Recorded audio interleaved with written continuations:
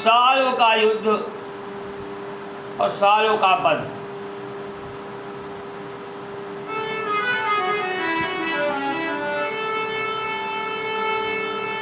श्री कृष्ण गोविंद हरे मुरारे,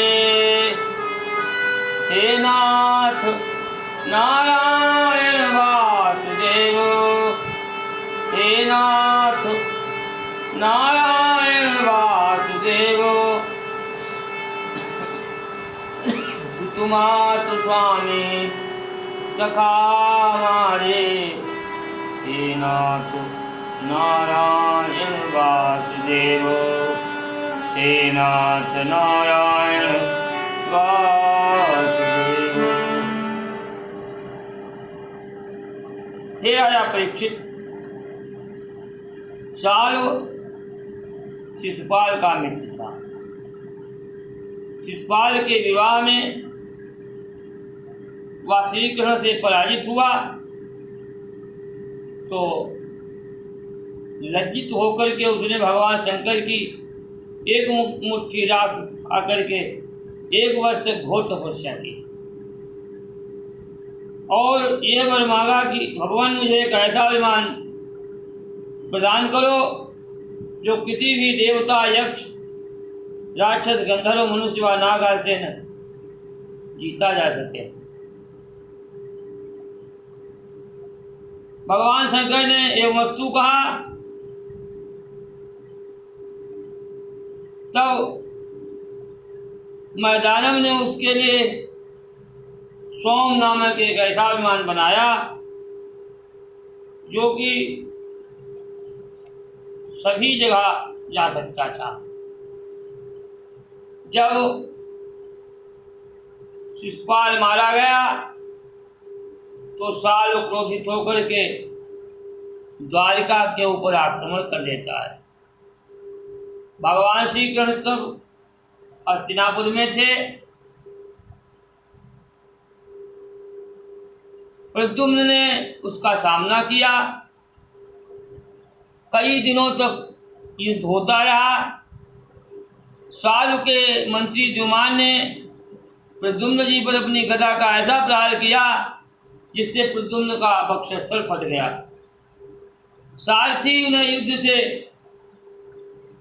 सुरक्षित द्वारिका ले जाता है। उसने अपने सारथी धर्म का पालन किया था।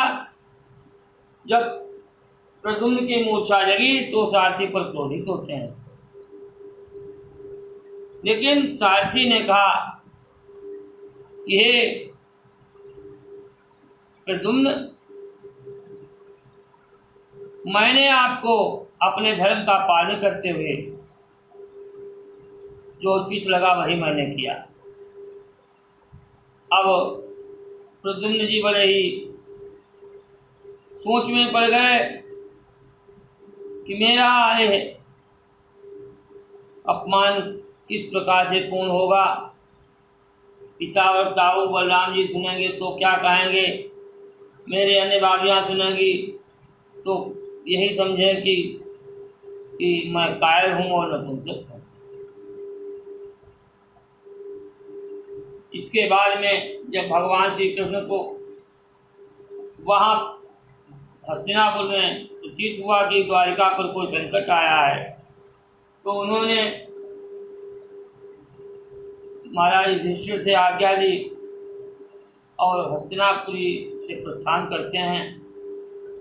जब यहाँ द्वारिका में आए तो देखा वास्तव में द्वारिका पर संकट छाए हुए हैं। भगवान श्री कृष्णचंद्र ने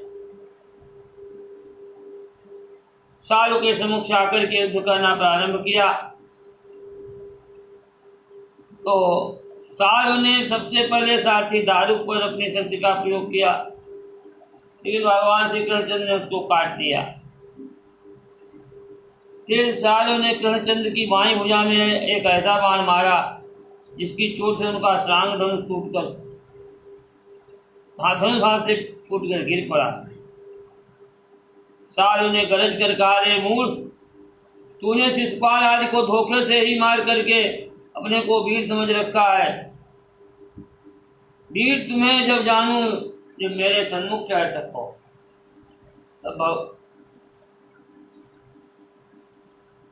भगवान श्री कृष्णचंद्र कहने लगे कि रे मूर्ख, जो वीर होते हैं वे गरजते नहीं हैं। अब तेरी मृत्यु सिर पर छा रही है।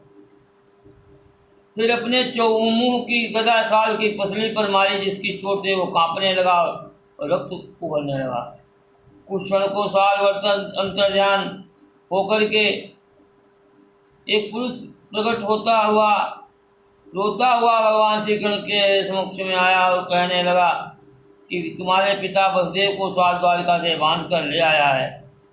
और फिर भगवान श्री कृष्ण ने देखा कि साल ने उसके पिता वसुदेव का सिर तलवार से काट कर एक हाथ में ले रखा है।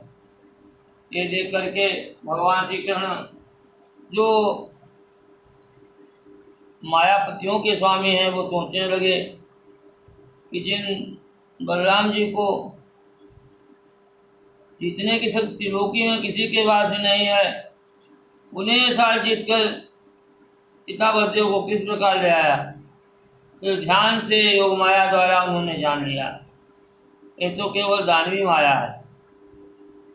पश्चात अपनी गदा के प्रहार से उस सौम नामक विमान के हजारों टुकड़े कर दिए। वह मायावी साल पृथ्वी पर गिर पड़ा और गदा हाथ में लेकर के उनकी ओर दौड़ा। जब तक वह गदा का प्रहार बीन कर सका, तब तक उसकी महाबली भुजा भाले से काट दी। तत्पश्चात सुदर्शन चक्र से उसका सिर काट गिराया। उसका मुकुट मंडित सिर इस भांति पृथ्वी पर गिर पड़ा, जिस भांति वृत्तासुर का सिर इंद्र के वज्र से कटकर गिर गया था। प्रेम से आनंद कंद भगवान की जय हो।